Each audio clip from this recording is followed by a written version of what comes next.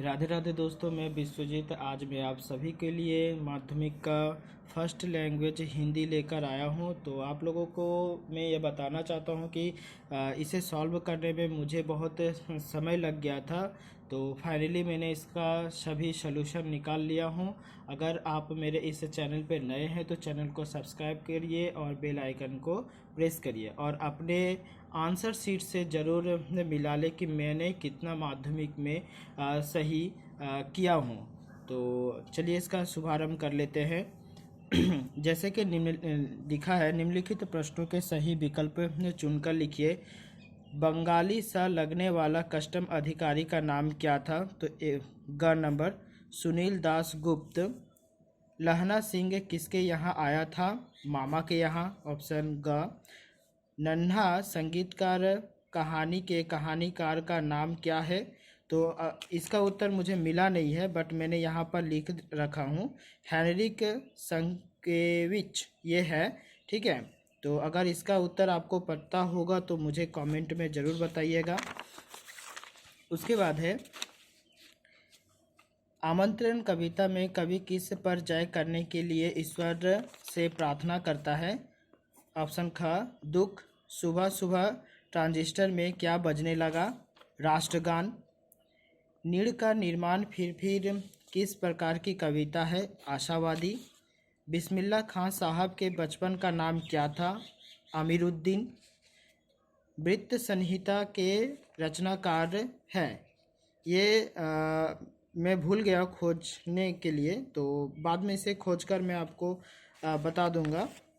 बिस्मिल्लाह खां के सबसे बड़े भाई का नाम शमसुद्दीन है। समास के कितने भेद होते हैं? समास के 6 भेद होते हैं। जिस समास में अन्य अर्थ की प्रधानता होती है उसे क्या कहते हैं? तत्पुरुष समास कहते हैं। उसके बाद, आपादान कारक की विभक्ति क्या है? से। मैं पेंसिल से चित्र बनाता हूँ, इस वाक्य में से किस कारक का चिन्ह है? आपादान कारक। अगर कारक आप लोगों को अच्छी तरह से याद होगा तो आप इसे बहुत इजीली ही बना सकते हैं। मेरे द्वारा गाना मेरे द्वारा गाना गाया गया, इस वाक्य में वाच्य का कौन सा रूप है? भाववाचक। विजया पत्र लिखती है, इस वाक्य में कौन सा वाच्य है? कर्तव्यवाचक। जिसमें सामासिक पद का पूर्व पद और गौण और उत्तम पद प्रधान होता है उसे क्या कहते हैं? द्वंद्व समास।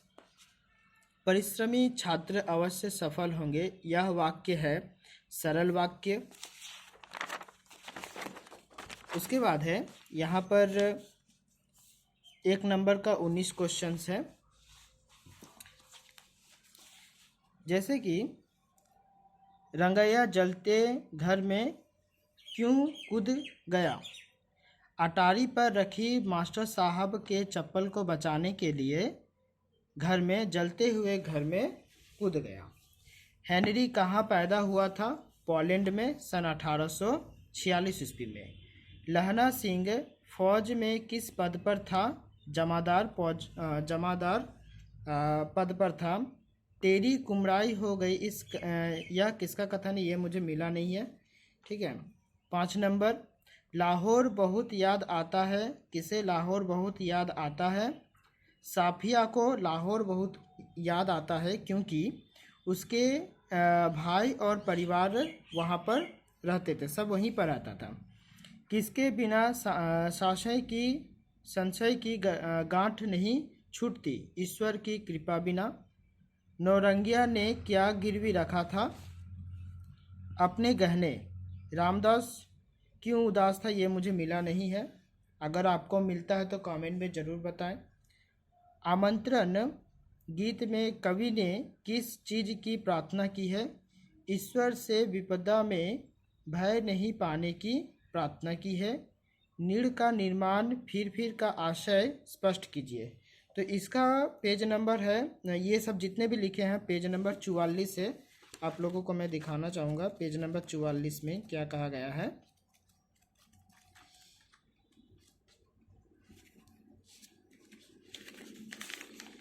जैसे कि यहाँ पर है,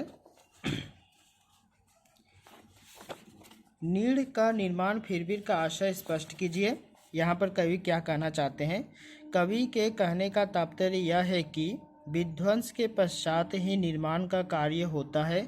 अतः यदि तुम जीवन में सफलता प्राप्त करना चाहते हो तो अपने जीवन रूपी घोंसले का निर्माण उतनी बार करो जितनी बार जीवन में उतार चढ़ाव एवं दुखागमन होता है। इसी में जीवन की सार्थकता है। उसके बाद धूमकेतु क्या है? धूमकेतु, धूम मतलब होता है धुआं और केतु का मतलब होता है पताका, धुएं के पताके जैसे। यूरोपीय अंतरिक्ष एजेंसी ने हेली के धूमकेतु के पास किस यान को भेजा? जोतो यान को भेजा। बिस्मिल्लाह खां साहब किस लिए प्रसिद्ध हैं? वह प्रसिद्ध एक शहनाई वादक थे, इसीलिए वो प्रसिद्ध थे।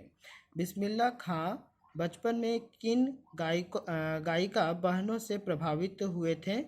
तो रसूलन बाई और बतुलन बाई ये। उसके बाद है संयुक्त वाक्य किसे कहते हैं? 437 पेज नंबर। चलिए इसे भी देख लेते हैं। Page number 437।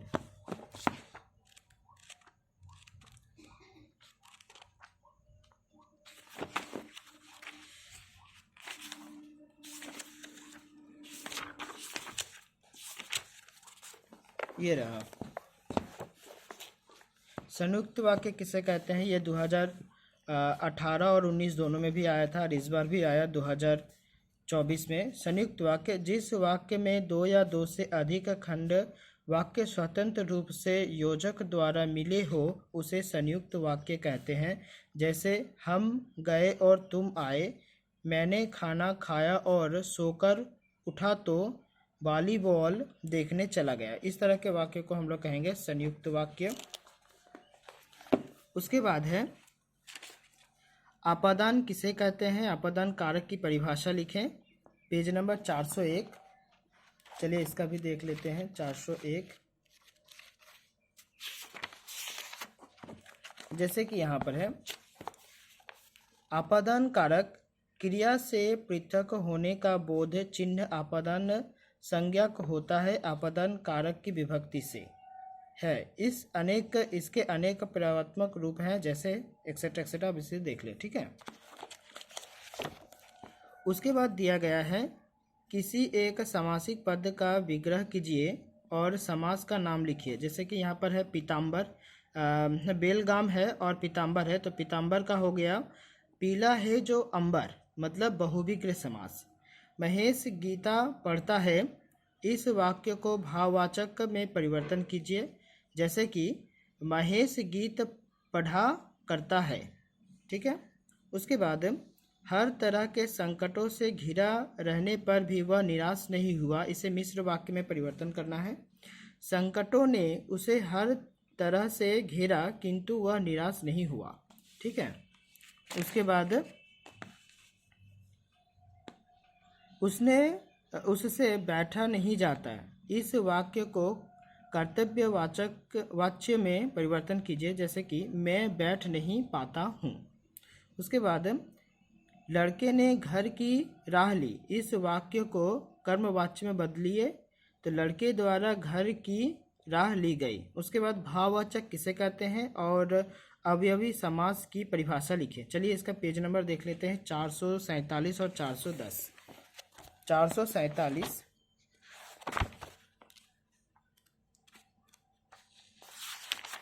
जैसे कि यहाँ पर है भाववाचक। भाववाच्य किसे कहते हैं? ये 2018 में भी आया था और इस बार भी आया 2024 में। क्रिया के जिस रूप में वाक्य का उद्देश्य केवल भाव ही जाना जाए वह भाववाचक वाच्य कहलाता है। जैसे बच्चों से दौड़ा नहीं जाता, अब चला जाए इत्यादि। उसके बाद है अवयवी समास, पेज नंबर 410।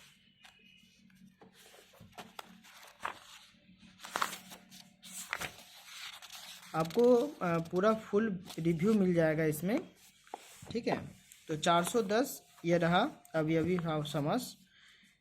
पूर्व पद प्रधान अवयवी, अर्थात जहाँ प्रथम पद अवयव होता है और उसी का प्राधान्य भी होता है, वहाँ अवयवी भाव समास कहलाता है या कहते हैं। जैसे कि प्रतिदिन, उसके बाद अनजन्म, आजन्म, अतिकाल, निर्भय इत्यादि।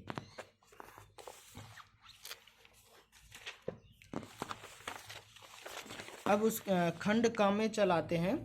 जैसे कि मोहब्बत तो कस्टम से इस तरह गुजर जाती है कि कानून हैरान रह जाता है। Page number 269। चलिए इसका भी पेज नंबर 269 देख लेते हैं।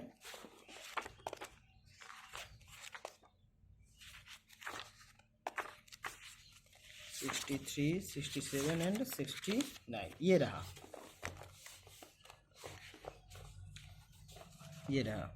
मोहब्बत तो कस्टम से इस तरह गुजर जाती है कि कानून हैरान हो जाते हैं। इस पंक्ति से उद्धृत है, यह नमक पाठ से उद्धृत है। वक्ता के कथन का अभिप्राय स्पष्ट कीजिए। तो सीमाओं का विभाजन हो जाने के बाद भी लोगों की भावनाएं बनी रहती है। इस प्रकार का विभाजन उनके आत्मर्ण को छू नहीं सकता है। प्यार की कोई भी सीमा नहीं होती है। उसके बाद है मृत्यु के कुछ समय पहले स्मृति बहुत साफ हो जाती है। ये पेज नंबर 192 में है। चलिए इसका भी देख लेते हैं। 192, जैसे कि ये रहा। मृत्यु के कुछ समय पहले स्मृति साफ हो जाती है। जन्म भर की घटनाएं एक एक कर सामने आती है। ठीक है, अभी ये देख लें। यहाँ किसकी स्मृति साफ होने की बात कही गई है, प्रस्तुत कथन का व्याख्या कीजिए। इसे अभी पढ़ता नहीं हूँ, इसे आप देख लें। और आप इसे जितने भी मतलब स्क्रीनशॉट लेना चाहते हैं तो आप इसका स्क्रीनशॉट भी ले सकते हैं। उसके बाद ऑप्शन खंड ख में, दुख रात्रि में करे वंचना मेरी जिस दिन निखिल मही उस दिन ऐसे हो करुणा मैं तुम पर करूं नहीं कुछ संशय। इस पाठ्यांश के रचनाकार का नाम लिखिए। प्रस्तुत पाठ्यांश का भावार्थ लिखिए। Page number 29। चलिए इसका भी देख लेते हैं।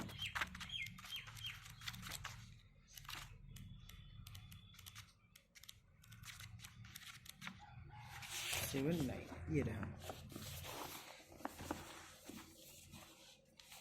ठीक है, यहाँ से लेकर यहाँ तक है। आप इसका स्क्रीनशॉट भी ले सकते हैं। ठीक है, चलिए उसके बाद है आँखों में जीवन के सपने तैयारी त्यौहार की है, नौरंगिया गंगा पार की है। Page number 103।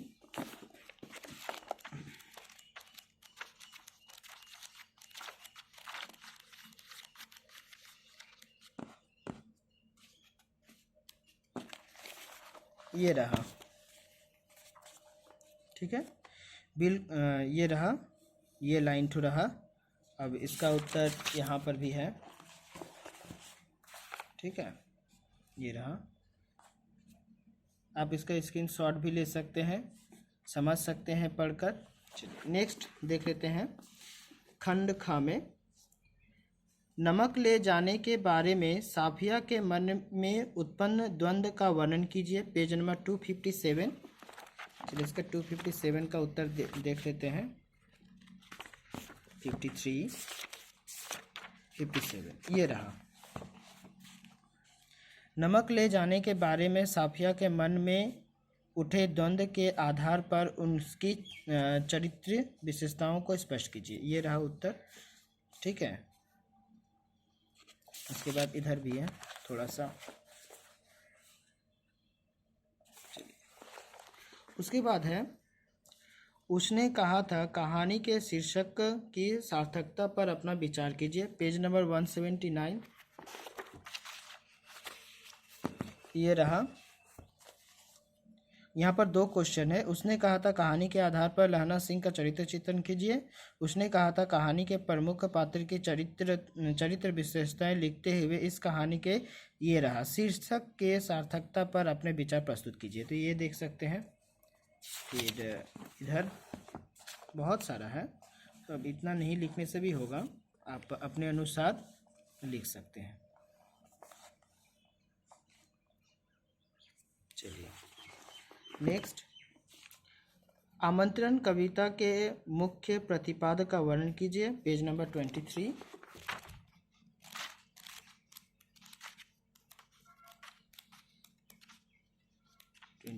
ये रहा, ये आप मतलब अपने भाषा में लिखने के लिए बोला है। अगर ये आपने सारांश अगर लिख दें तो पूरा शायद नंबर मिल जाए, ठीक है।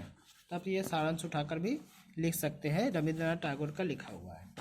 उसके बाद है, रामदास कविता के उद्देश्य का वर्णन अपने शब्दों में कीजिए। 79।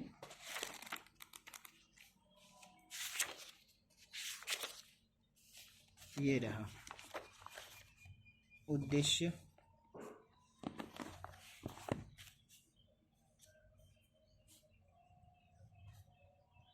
ये रहा, आप इसे भी देख लें, ठीक है। फिर इधर भी है थोड़ा सा,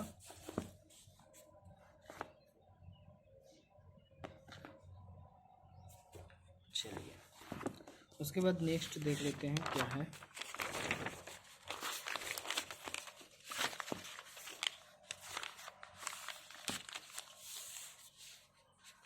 बिस्मिल्लाह खां के व्यक्तित्व के प्रमुख पहलुओं पर प्रकाश डालिए। Page number 157। चलिए देख लेते हैं पेज नंबर 157।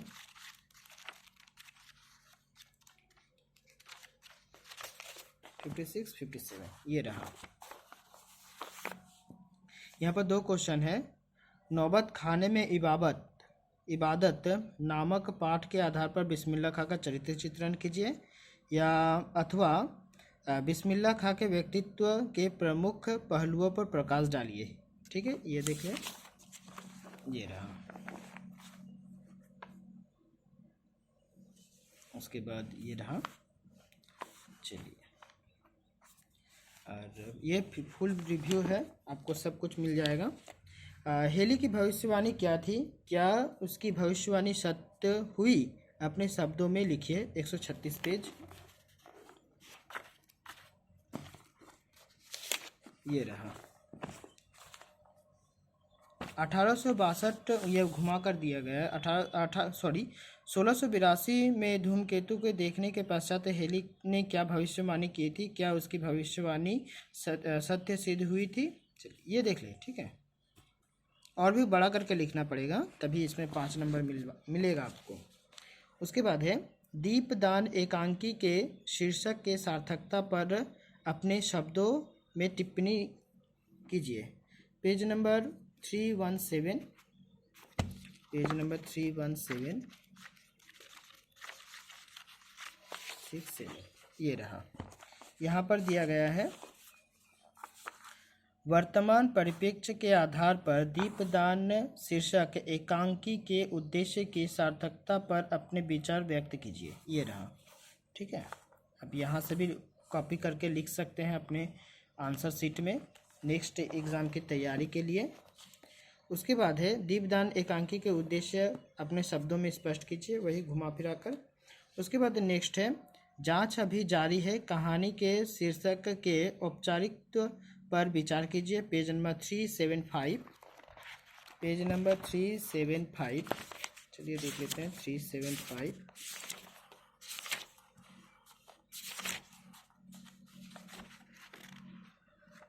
78 75। ये रहा, जांच अभी जारी है, शीर्षक के औपचारिकता पर प्रकाश डालिए। ये रहा पूरा। उसके बाद है, कर्मनाशा की हार कहानी की मूल संवेदना को अपने शब्दों में लिखिए। 350 पेज। ये रहा,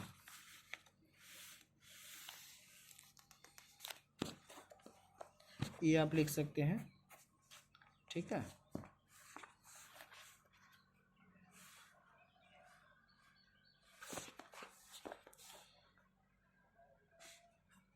चलिए, उसके बाद है तीसरी कसम कहानी की नायिका हीराबाई का चरित्र चित्रण कीजिए, पेज नंबर 323। 323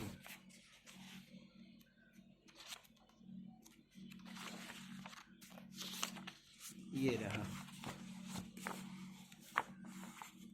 तीसरी कसम कहानी की नायिका हीराबाई का चरित्र चित्रण कीजिए, माध्यमिक में 2020 में भी आया था और 2024 में भी आया है। ठीक है, इसे अच्छी तरह से देख लें। उसके बाद ये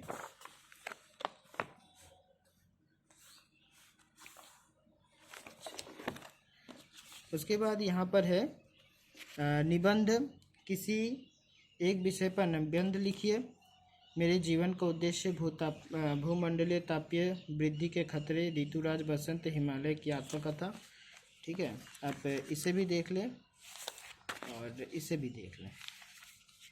ठीक है, और एक बार मैं फिर से शुरू से दिखाना चाहूँगा आपको, जहाँ तक आपको लगेगा कि स्क्रीनशॉट लेना, आप उसे ले सकते हैं। ठीक है, चलिए